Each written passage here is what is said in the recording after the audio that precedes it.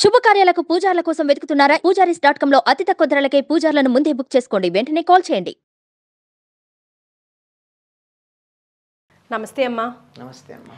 శనివారం ముక్కోటి ఏకాదశి, వైకుంఠ ఏకాదశి. అసలు వీటికి పేర్లు ఎలా వచ్చాయి? మనం ఆ రోజు చేయవలసింది ఏమిటి? వైకుంఠ ఏకాదశి, ముక్కోటి ఏకాదశి ఈ రెండు పేర్లు ధనుర్మాసంలో వచ్చే శుక్లపక్ష ఏకాదశికి ఉంటాయి. ఏకాదశి, ద్వాదశి, దశమి, పూర్ణిమ ఇవన్నీ చాంద్రమానానికి సంబంధించి చైత్ర నుంచి పాల్గొనం దాకా ఉండాలి కదా. ధనుర్మాసం అంటారు ఏమిటి అని మీకు అనుమానం రావాలి. కానీ ఈ ధనుర్మాసం కొన్ని మార్లు పుష్యమాసంలోనూ కొన్ని మార్లు మార్గశిర మాసంలోనూ వస్తుంది. ఇందులో ఎప్పుడొచ్చినా ధనుర్మాసంలో వచ్చేటటువంటి శుక్లపక్ష ఏకాదశి ఏదైతే ఉందో దానిని వైకుంఠ ఏకాదశి లేక ముక్కోటి ఏకాదశి అంటారు. ఎందుకు అంటే ఆషాఢ శుద్ధ ఏకాదశి నాడు యోగ నిద్రల్లో ప్రవేశించినటువంటి శ్రీ మహావిష్ణువు 4 నెలలు అయిన తర్వాత మేలుకుని నెమ్మదిగా తన పడక గది తలుపు తీసుకుని తన ఇంటి లోపల ఉన్నటువంటి ఆంతరంగికులకి దర్శనమిచ్చేటటువంటి సమయం.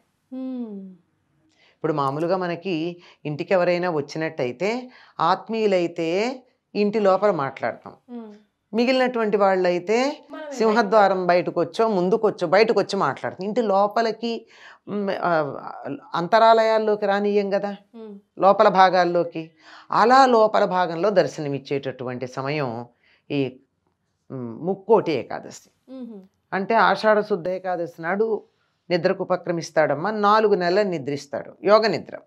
4 నెలలు ఏమిటి లెక్క అంటే మనకి ఒక సంవత్సరం జరిగితే దేవతలకు 1 రోజు అవుతుంది. మన ఒక సంవత్సరంలో ఎన్ని పక్షాలు ఉంటాయి? నెలకి 2 పక్షాలు చొప్పున సంవత్సరానికి 24 పక్షాలు. మనకి రోజులో 24 గంటలు ఉంటాయి. మన 24 గంటల్లో మనం విశ్రాంతి తీసుకునే సమయం 8 గంటలు. కనుక 8 గంటలు అంటే 8 పక్షాలంటే 4 నెలలు.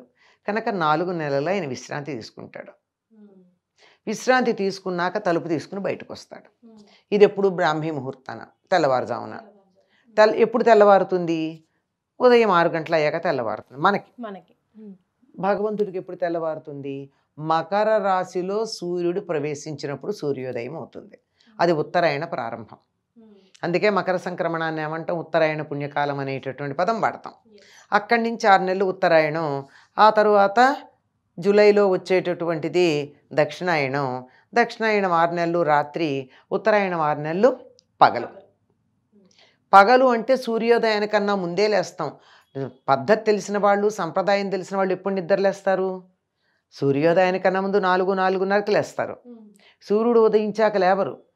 మనం పడుకుని ఉండగా సూర్యుడు చూడకూడదట, అది లెక్క. అది మన నిద్ర లేవడానికి. అసలు ఎవరినైతే నిద్రిస్తుండగా సూర్యుడు చూస్తాడో వారికి ఎక్కువ తెలివితేటలు ఉండవు, అభివృద్ధి ఉండదు అని చెప్తారు. అంటే వాళ్ళని రోగుల కింద పరిగణిస్తాడంట సూర్యుడు అని మా నాన్న చెప్పి. అదే మరి అదే అంటున్నాను, ఏమి ఆరోగ్యం ఉండదని చెప్పాను కదా. మరి అలాంటిది ఆ స్థితి ఉండకూడదు కదా. కనుక ఎప్పుడు లేవాలి? 4-4:30కి లేవాలి. మకర సంక్రమణం నాడు సూర్యోదయం అయ్యేటట్టయితే ఒక సంవత్సరానికి ఎప్పుడు లేవాలి? సూర్యోదయానికన్నా ముందు లేవాలి కదా. కనీసం 1 నెల రోజులు ముందు లేవాలి. నెల అంటే వాళ్ళకి 1 నెల అంటే 2 గంటలు. ఒక పక్షం అంటే గంట అన్నాం కదా. 6 గంటలకు సూర్యోదయం అయితే 5 గంటలకు లేచినట్టు. మకర సంక్రమణం నాడు సూర్యోదయం అయితే ధనుస్ సంక్రమణం నాడు నిద్రలేస్తారు. అలా లేచి నెమ్మదిగా తలుపు తీసుకుని పడగదిలో నుంచి తన కోసం ఎదురు చూస్తున్నటువంటి వారు ఇంటి లోపల ఎదురు చూస్తున్న వాళ్ళకి దర్శనమిస్తారు. ఈ వైకుంఠ ద్వారం తెరుచుకుంటుంది కనుక దీనికి వైకుంఠ ఏకాదశి అని పేరు. అప్పుడు తలుపులు తెరుచుకుంటాయి వైకుంఠానికి, శ్రీ మహావిష్ణువుని దర్శించుకోవడానికి. కనుక ఇది వైకుంఠ ఏకాదశి. అలాగే ఆయన దర్శనం కోసం ఎప్పుడో అయితే అలసిపోతాడు సాయంకాలానికి, నిద్ర లేవంగానే మొట్టమొదట కనుక వెళ్ళినట్టయితే రాత్రంతా విశ్రాంతి తీసుకుని హాయిగా ఉంటాడు, తాజాగా ఉంటాడు.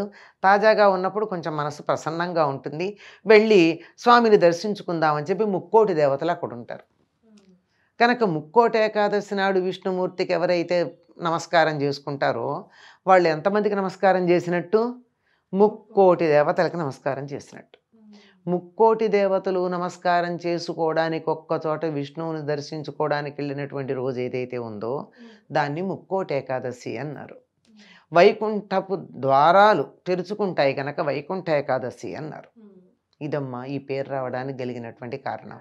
ఆలయంలో కూడా ప్రత్యేక ద్వారం పెడుతూ ఉంటారు కదమ్మా. ఆ ద్వారంలోకి లోపల నుంచి వెళ్ళి ఆ దేవుణ్ణి దర్శించుకుంటే గనక చేసిన పాపాలన్నీ పటాపంచలవుతాయి అంటారు. సో అందులో నిజం ఎంత?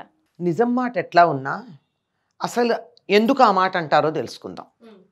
సాధారణంగా దేవాలయాల సింహద్వారాలు తూర్పు వైపు ఉంటాయి, కానీ ఉత్తరం వైపు కూడా ఒక ద్వారం ఉంటుంది.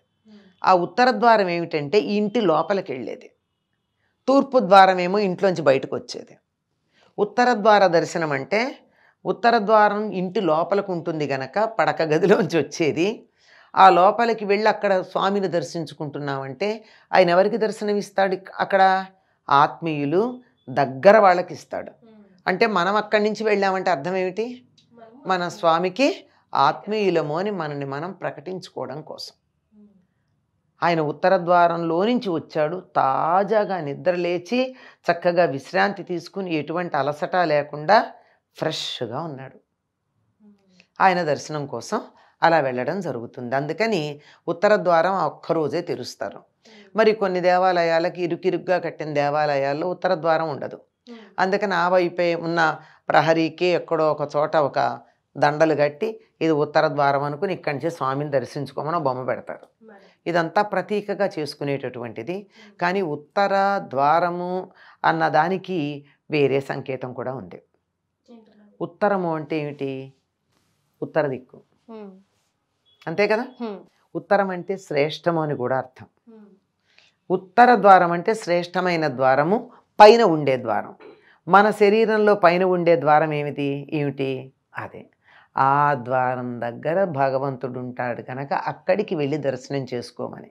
మూలాధారంలో ఉన్నటువంటి కుండలినీ శక్తి ఏదైతే ఉందో 3.5 చుట్టలు చుట్టుకుని ఉండేది, అది ఒక్కసారి ఇలా పైకి లేచి ఇలా నిరాఘాటంగా, ధనుర్మాసం గురించి ఏం చెప్పుకున్నాం? ధనుర్మాసంలో ఏదైనా వింటి నుండి ఎక్కువ పెట్టబడి వదిలినటువంటి బాణంలాగా సూటిగా వెళ్ళిపోతుందని మూలాధారంలో ఉన్నటువంటి శక్తి ఈ వెన్నుపాము ద్వారా సూటిగా బయటికి వెళ్ళి ఇక్కడ ఉత్తర ద్వారం దాకా వెళ్ళడం జరుగుతుంది. కనుక ఆనాడు చేసే సాధన మనని నేరుగా ఉత్తరం వైపుకి, మన శరీరంలో ఉత్తర దిక్కిది, అక్కడికి తీసుకెడుతుంది అని చెప్పడానికి ఉత్తర ద్వారం అన్నారు. అక్కడ ఉత్తర ద్వారం ఏమో కానీ ఇక్కడ ఉత్తర ద్వారం తెరుచుకునే ప్రయత్నం కనుక చేసినట్టయితే మనం ఆధ్యాత్మిక మార్గంలో ఉన్నత స్థానానికి వెళ్ళేటటువంటి అవకాశం ఉంది. అలాగే అమ్మ, ఏకాదశి కాబట్టి ఆ రోజు ఏకాదశి నియమాలు యాజ్ ఇట్ ఈస్గా ఫాలో అవ్వాలి, ఏమైనా ప్రత్యేక నియమాలు ఉంటాయా? ఏకాదశి నియమాలు ఎలాగూ ఉంటాయి. ప్రత్యేక నియమాలు అంటే ఆనాడు పూర్తిగా విష్ణువుని ధ్యానం చేయాలి. మరి ప్రతి ఏకాదశికి సంవత్సరంలో 24 ఏకాదశులు వస్తాయి. 24 ఏకాదశులు పూర్తి నియమాలు పాటించలేం. ఏదో అభ్యంగన స్నానం కాదు, తల స్నానం చేయడం, అభ్యంగనం చేయకూడదు ఆ రోజు. మామూలు నీళ్ళే పోసుకోవాలి తల మీద. ఓకే, అది భోగానికి చిహ్నం కదా అభ్యంగన స్నానం. చేత మామూలుగా స్నానం చేసి వీలైనంత వరకు విష్ణు స్మరణ చేసి విష్ణు సహస్రనామాదికాలు ఏవో అధ్యయనం చేస్తూ రోజును గడుపుతూ వీలైతే ఏ ఆహారం తినకుండా ఉండడం. మంచినీళ్ళు కూడా తీసుకోకూడదా? అలా ఏం లేదమ్మా, మన సంప్రదాయంలో అంత కాఠిన్యం లేదు. ఒక్క జ్యేష్ఠమాసంలో అనుకుంటా ఒక్క ఏకాదశికి నిర్జల ఏకాదశి అని పేరు.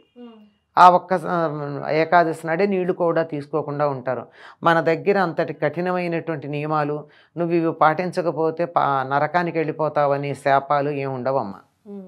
ఎవరికి ఎంత వీలైతే అంతవరకు పాటిస్తూ ఉండటం, వాటి వల్ల చక్కగా హాయిగా సుఖంగానే మన మార్గం కూడా సుఖంగానే ఉంటుంది. కనుక ఉపవాసం ఉండేటటువంటి వాళ్ళు భోజనం చేయకుండా పళ్ళో పాలో తీసుకోవచ్చు. తీసుకుని భగవద్ధ్యానంలో ఎక్కువ సమయాన్ని గడిపితే మన జీవ ప్రజ్ఞ అలా ఉన్నత స్థితికి అలా పైకి వెళ్ళడానికి అవకాశం ఉండేటటువంటిది.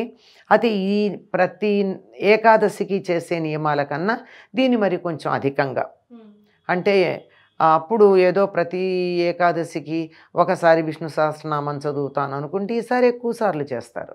కొంచెం ఎక్కువగా చేయడం వీలైతే ఉద్యోగాలకు వెళ్ళిపోతుంటాం కదమ్మా. అదే అమ్మా నేను అన్నది, వీలైతే అన్న పదం ఒకటి వాడాను, పూర్తవని ఇలా మీరు వీలైతే దేవాలయానికి వెళ్ళి ఉత్తర ద్వారం గుండా దర్శనం చేసుకోవడం.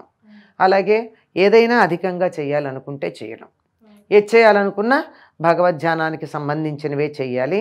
అది కాస్త చేస్తే కూడా ఎక్కువ ప్రయోజనం ఉంటుంది అన్న ఉద్దేశంతో, అంటే ఏ సమయంలో మనం చేసే సాధన ఎక్కువ ఫలితం ఇస్తుంది అని తెలిసి ఋషులు మనకి చెప్పారు. ఈ సమయంలో చేసేది ఎక్కువ ఫలితాన్ని ఇస్తుంది అని. కొంతమంది మేము ఉపవాసం ఉండలేమండి, మందులు వేసుకుంటాం, పొట్టలో ఏదో ఒకటి లేకపోతే ఆ మందులకి వికారం వస్తుంది అంటారు. అటువంటి వాళ్ళు ఏం చేయొచ్చు అంటే పళ్ళో పాలు తీసుకోవచ్చు. ఓకే. లేదండి మాకు అది కూడా పడవు, గట్టిగా ఏదన్నా ఉండాలి ఘన పదార్థం అంటే ఉప్పు లేకుండా తింటారు. ఏదైనా సరే తీపి పదార్థంగా వండినది ఏది తినకూడదు, వండింది కూడా తినకుండా ఉండడం మంచిది. లేదా అలాంటిది ఏమన్నా తినకపోతే ఉండలేను అంటే ఆ వండేటటువంటిది ఏదో ఉప్పు లేకుండా ఉండేది. ఎక్కువ మంది తేలిగ్గా ఉంటుందని సత్యనామూర్తి ప్రసాదం లాగా చేస్తారు కదమ్మా హల్వా, ఆ హల్వా చేసేసుకుంటారు, అందులో ఉప్పు ఉండాల్సిన పని లేదు కనుక. అది లేదంటే అంత తీపి కూడా తినడానికి వీలైన పరిస్థితులు ఉంటాయి కొంతమందికి. అప్పుడు హాయిగా రవ్వనే ఉడకబెట్టుకుని తింటారు, అందులో ఏ రకమైన ఉప్పు కారాలు వేసుకోకుండా. చాలా సంతోషం అమ్మా, ధన్యవాదాలు. మంచిదమ్మా.